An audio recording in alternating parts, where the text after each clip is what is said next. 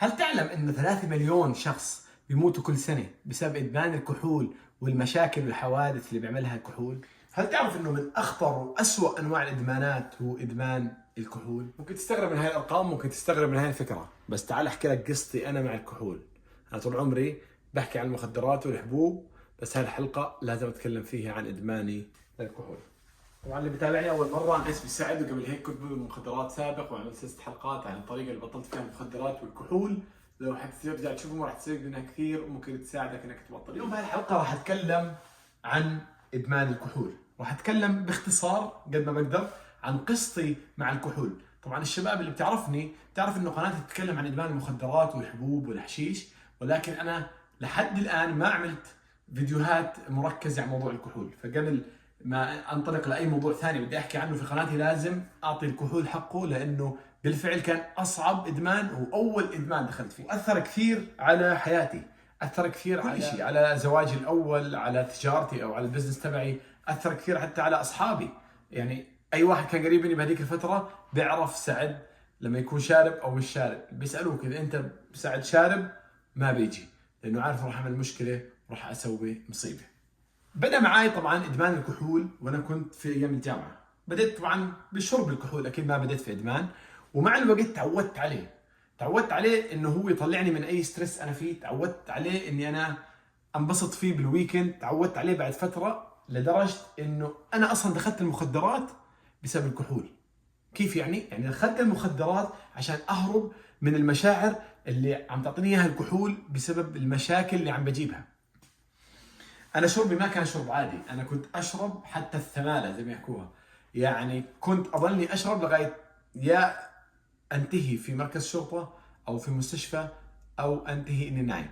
طبعا معظم الاحيان بكون اصحابي معي كانوا يديروا بالهم علي، يروحوني على البيت، فاكون اصحى الاقي حالي نايم، مش عارف وين نايم، على بيت صاحبي ابصر وين، حسب احنا وين قاعدين. ولكن مع الوقت ومع تكرر هذا الاشي دخلت في موضوع المخدرات، وكنت احاول بالمخدرات اني اطلع من الادمان، وفعليا نجحت سنه وشهرين اني اترك ادمان الكحول عن طريق لاريكا مثلا، ولكن رجعت وانتكست، لانه فعليا انا ما عالجت المشكله. يعني اي شخص مدمن بيفهم علي، ولو واحد مش عارف هاي النقطه لازم يستوعبها مضبوط، انه انت مش مشكلتك هو ادمان الكحول او ادمان المخدرات، انت مشكلتك الاساسيه ليش دخلت عليه وعلقت فيه وادمنت عليه. عندك مشاكل لو ترجع لورا راح تلاقيها موجوده في حياتك، لو فكرت فيها كيف تحلها راح تلاقيها صعبه عليك، فبضلك تهرب. يعني انا لاني رحت على بلد مثلا ثاني درست فيه، مش قادر اعتمد على حالي، مش قادر اتاقلم مع الناس، ورحت كان اسرع حل الكحول. بعديها مثلا ظروف الماديه ما كانت بزياده، فكان اسرع حل الكحول، تعرف شاب وبدي اركب سياره وبدي اعمل. بعديها مثلا تعودت على الكحول، جسمي مش عاجبني، صرت اوفر ويت، فالكحول تخليني انبسط في الويكند. فكلها هاي خلتني دائما اتعاطى الكحول او اشرب كحول على اي وقت بدي انبسط فيه. ايش اللي غيرني؟ عشان ما نطول بهذا الفيديو، ايش اللي غيرني؟ مشاكل كثير ومصايب زي ما حكيت لكم كانت تصير معي، ولكن اكبر مصيبه صارت معي، او من اكبر المصائب خلينا نحكي اللي صار معي، طبعا انا صار لي تسمم اكثر من مره من الكحول، مرتين صار لي تسمم كحول. مشاكل حدث ولا حرج، طوش زي ما نحكي بلهجتنا، كنت دائما اعمل طوش وما بعرف ايش اعمل طوش، واكون مبسوط واعمل طوش هيك بدون سبب. عمليه طبعا عملت في عيني اكثر من عمليه بسبب الهوش او بسبب المشاكل والضربات اللي كنت اعملها بسبب الكحول. لكن خليني احكي لكم واحده من القصص اللي اثرت فيني بشكل رهيب. كنت انا وقتها في فرنسا، طبعا لو نرجع شوي حتى قبل ما اكون في فرنسا كنت في بلجيكا، كنت في حفله تومورلاند، ضيعت جواز سفري هناك في الحفله، طبعا لاني طافي ومتعاطي وكذا، فاضطريت اني اضلني في بلجيكا، واضطريت اني اضلني يعني في اوروبا بشكل عام. ورحت قدمت على السفاره، قبل ما يرجعوا السفاره اللي خبر انه يعطوني ورقه اسافر فيها او يعطوني جواز بدل جوازي، اللي صار معي اني انا اخذت سياره ونزلت على فرنسا.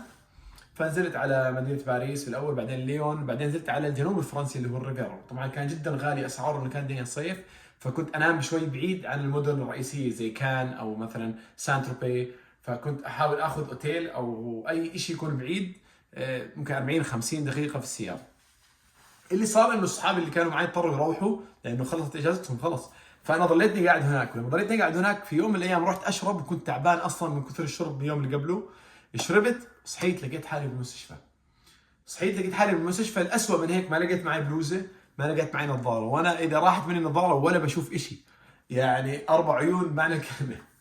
فاضطريت اني امشي مسافه ممكن 30 كيلو وانا اصلا بس بدور على يعني اي شيء، وسيله اتصال. تليفوني مش معي طبعا، نسيت احكي، تليفوني مش معي. بدي وسيله اتصال، اتصل حدا يعني ينقذني من هذا الموقف. كيف بدي اوصل مثلا على الفندق اللي انا كنت فيه؟ بلكي على الاقل اجيب جواز سفري استلم حواله بحيث اني اشتري تليفون او اعمل اي شيء. ظليتني طبعا من الصبح، كانت هاي الساعه 8 الصبح لحد الليل. طبعا حكيت تليفون واحد من واحد في الشارع بالموت عشان بس اطمن يعني الناس اللي بيعرفوني.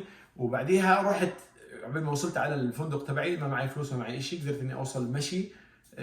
اخذت معي ممكن 12 ساعه ولا 13 ساعه. ونفس الوقت بالليل بدي ارجع احكي تليفون، ما قدرت احكي تليفون. رحت على محل انترنت وحكيت معاه وقلت له انا ما صار معي كذا كذا كذا. طبعا قلت له راح ارجع لك فلوس. فتحت النت زي ايام زمان وقعدت احكي مع اصحاب لإلي.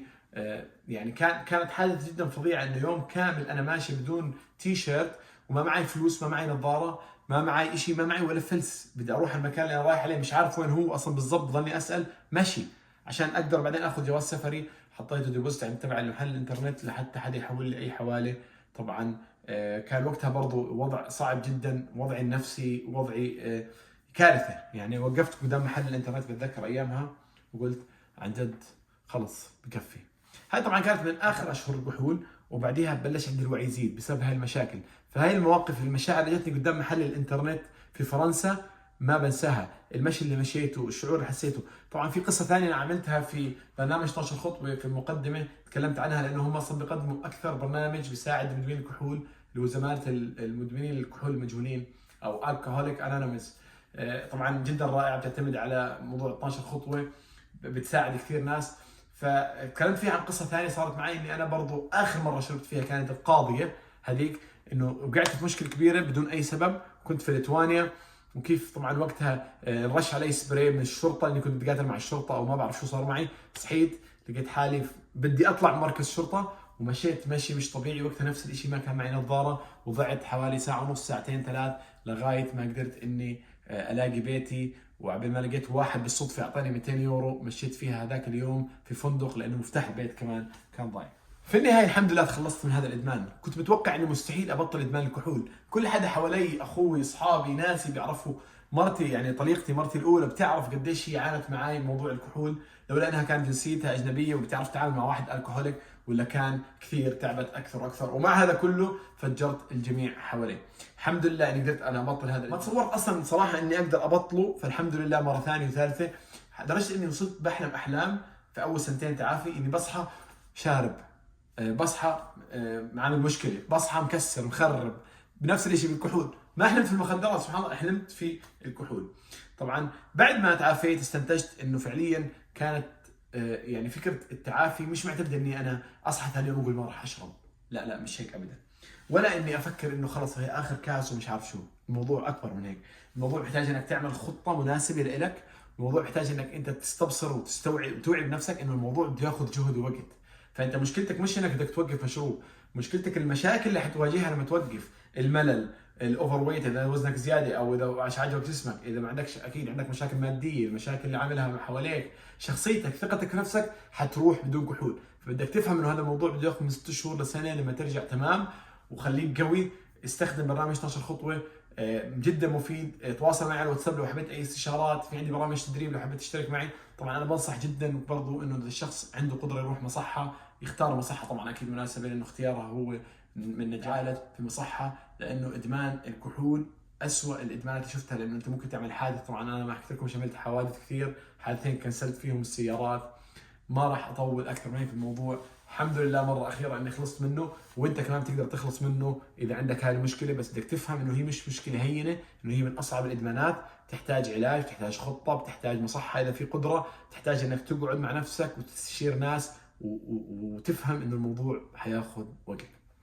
شكرا على متابعتكم لي، بشوفكم فيديو جديد. طبعا اللي مش عامل اشتراك في القناه انزل اعمل اشتراك بسرعه. وبعدين عندي كتاب ذكريات مدمن اللي بدك تحصل عليه بشكل مجاني عن طريق موقعي، راح تعرف قصتي بالكامل. راح احاول اعمل كمان كمل حلقه عن موضوع الكحول وعن شويه تكنيكس ساعدتني اني اترك الكحول، كيف تفهم نفسك كشخص بتعاطى او مدمن لهي الكحول. عندي برامج تدريب زي ما حكيت تقدر تتفرج عليها بموقعي. تواصل معي بالواتساب لاي استشارات. بشوفك على خير بفيديو جديد. سلام.